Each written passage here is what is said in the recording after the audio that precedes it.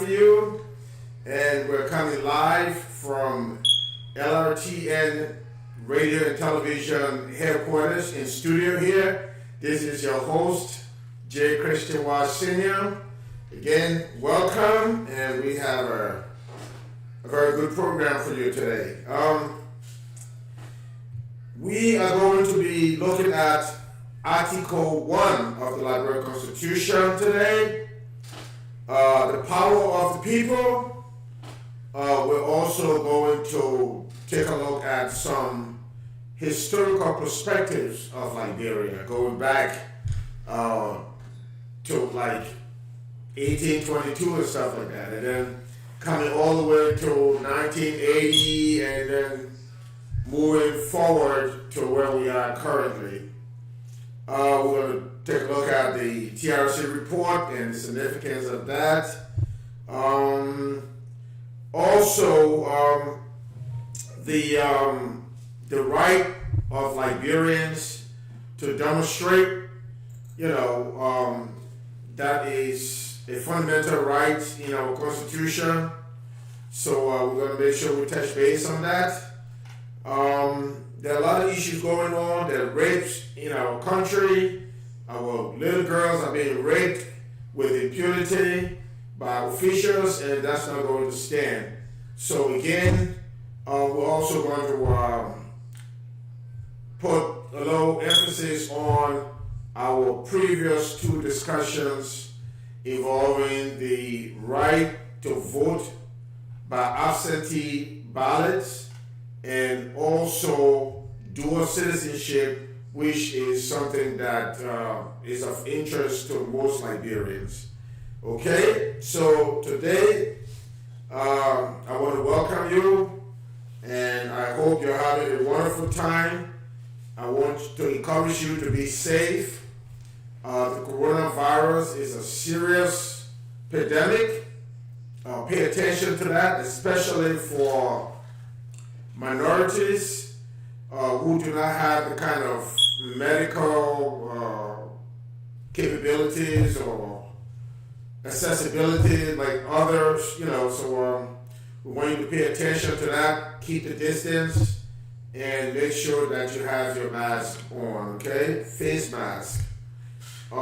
Share this video so that we have more people coming on to participate, and we encourage you to advertise on Lrtn network to enable us to continue to bring you this very important program, okay? So share the video again, all right? So thank you very much, and I want to welcome you. We're going to take a short break, and we will be right back to commence the program. Thank you.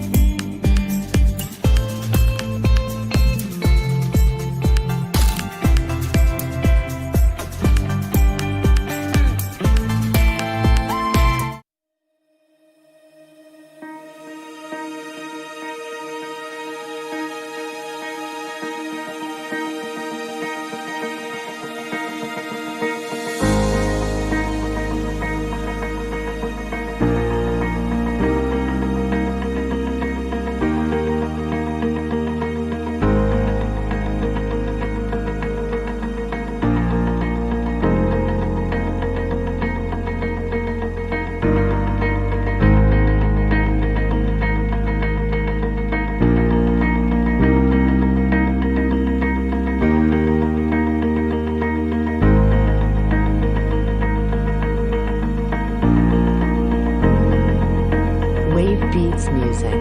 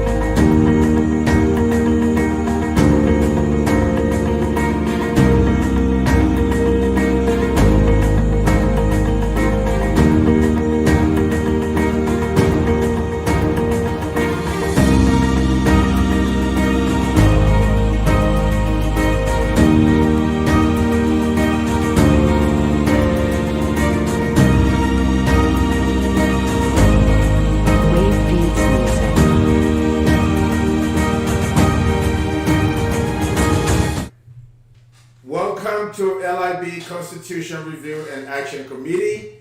This is your host, James Christian Wise Sr. Today we are going to be looking at Article 1 of our Constitution. But before I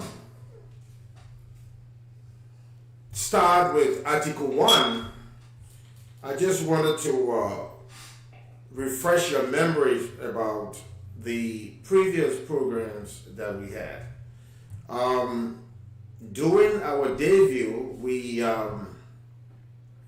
spoke about the right of Liberians to vote by absentee ballots. That right is a fundamental right in our Constitution for all Liberians. And I believe that Liberians should exercise their right to vote by absentee ballots. So during that broadcast, we stated that we were going to provide the option for Liberians to be able to vote and to petition the government to respect our rights to vote by absentee ballots. So we are going to do that. And we also touch on dual citizenship. Dual citizenship is not in the Liberian Constitution at this time, but many Liberians feel that this is important because many of them were born in Liberia and they felt that leaving Liberia was due to no faults of their own. Some of them left to get away from the Civil War, and rightfully so. We see that many of the Liberians that stayed in Liberia were killed. Nothing has been done about that. So that's another issue that we're going to be looking at. Okay, so now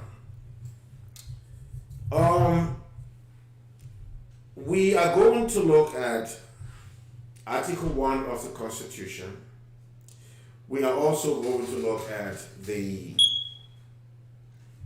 historical perspective of Liberia. Okay? Then we're going to come to 1980 and to where we are with this administration, or in reference and how it relates to our Constitution. Okay? We're also going to look at briefly, we're going to look at the Doe administration, we're going to look at Taylor administration, Ellen administration, and of course, Weah administration.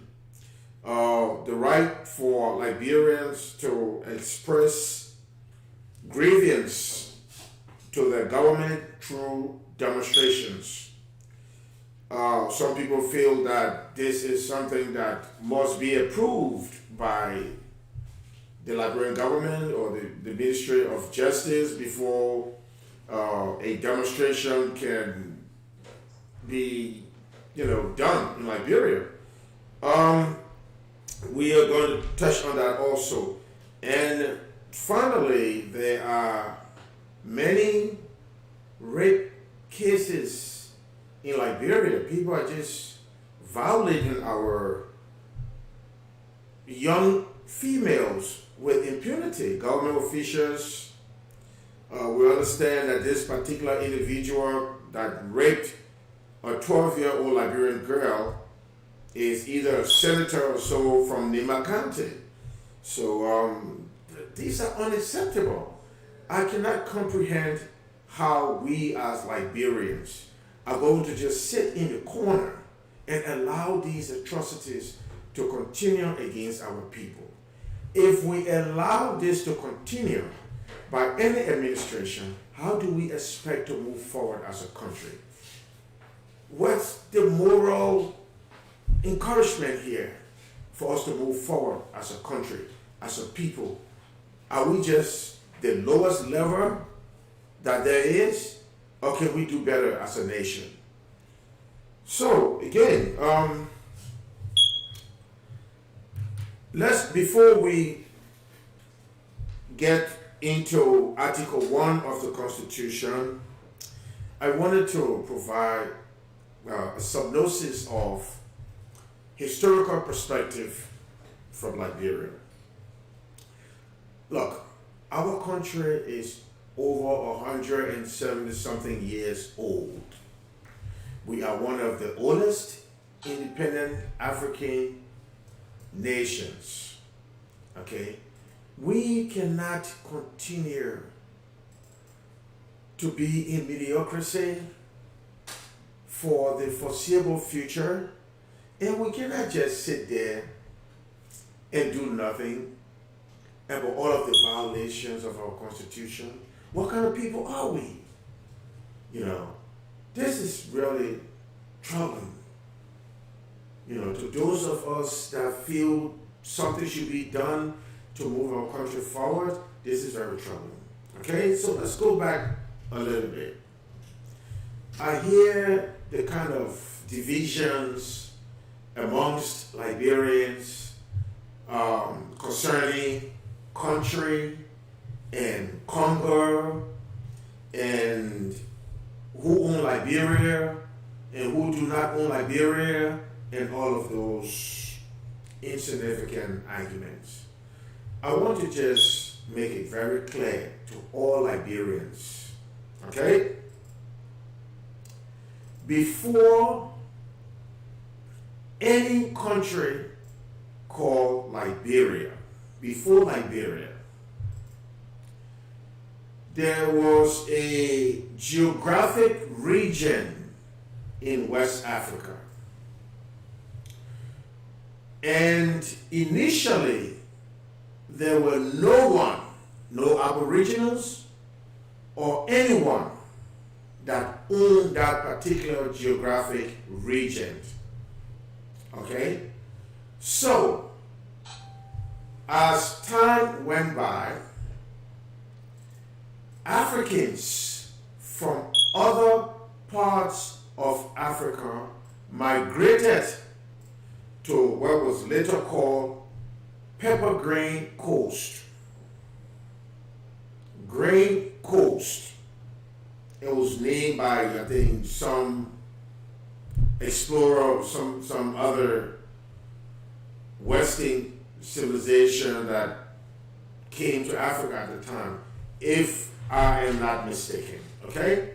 But the point that I'm trying to make here is that not because you came to a particular building for a meeting and I came later on and we got into an agreement, that means that you own the building over me just because you came to the building first and I came to the building later. This is analogous to what is going on in our Liberian society. We have all of these different tribes migrating to Grain Coast in West Africa. Okay? Those people that migrated to the Grain Coast of Africa, that is now Liberia, were in those areas of their own special regions. So one group will come and settle in one area, and you will have a chief for that group. And they were different from another group that spoke a different dialect. So there was no coordination in terms of unifying the geographic region as an independent republic. Okay? And even before the Africans came back to that region to engage those that they met there was no Liberia. Nothing whatsoever. And a lot of people have the notion that, oh yes, these people came and they came from America and they are Congo people and they came to our country. We own this country. No. Not because you were in that region initially means that you own the country over others that came later on. Our ancestors, both those that were there initially and those that came later on, got together and decided, in fact, this process of that geographic region becoming a nation was mostly initiated by those Africans that came later on from slavery. Okay? Those that came from the United States and from other parts of Africa, from Congo and different areas in Africa that migrated to Liberia, were the ones who brought the ideology of one nation. Okay? And when they presented the idea to those that were there, to our ancestors that were already there, our ancestors that were there saw the logic and the value in coming together with our ancestor that migrated later on. They came together and they decided that it was in the interest of everyone in the region to form a country called Liberia today. So I just want to make people to understand when they start looking at country and Congo and all of that, that Liberia do not belong to any aborigines over our ancestor that migrated to Liberia later on. Get that out of your head. When Liberia became a republic, there was no divisions.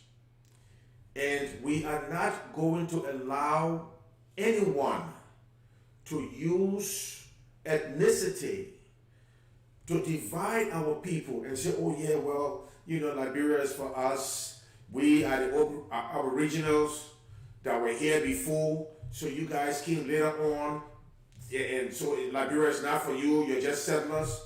Before our ancestor migrated to Liberia later on, there was no Liberia, period. People were just in different sectors of the region, in their own little power struggle, in their own little chiefdom and stuff like that. But these individuals, our ancestors that migrated to Liberia later on, brought the idea for us to become a republic, and those that were there agreed and became one nation called Liberia today. So no Liberian is more Liberian than the other. That should be clear. No Liberian, you do not own Liberia more than any other Liberian, irrespective of whether or not our ancestor or their ancestor migrated to Liberia later, or their ancestor were in Liberia before. Okay? So I just wanted to make that clear so that all Liberians understand that Liberia belongs to all of us. Okay?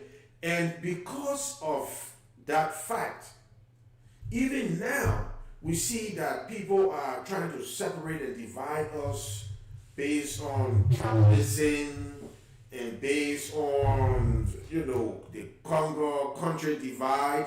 That is not going to work because we are integrated as Liberian. One nation is already clear, okay? So Liberians need to get that. Oh yes, you are Congo and you don't own Liberia, and you're a country and you own Liberia. Get it out of your head. If our ancestor did not migrate later on to Liberia, we would not probably have Liberia today. Okay, because while our Aboriginals were educated,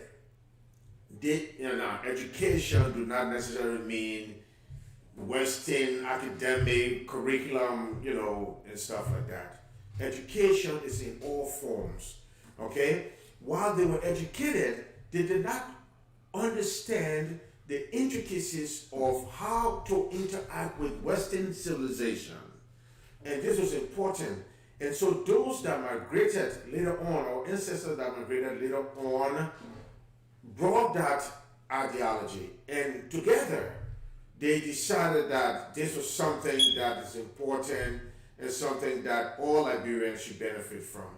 So, okay, I wanted to make sure that we understood, that we understood clearly where we are headed as a country in the future. That division has to go, okay? And furthermore, our ancestors that migrated to Liberia later on came here many years ago. Many years ago.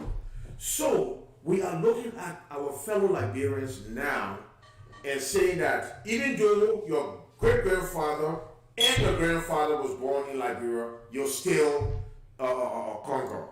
So with that said, we need to get the record straight, and we're going to take another break, and we'll be right back. So stay tuned. Peace.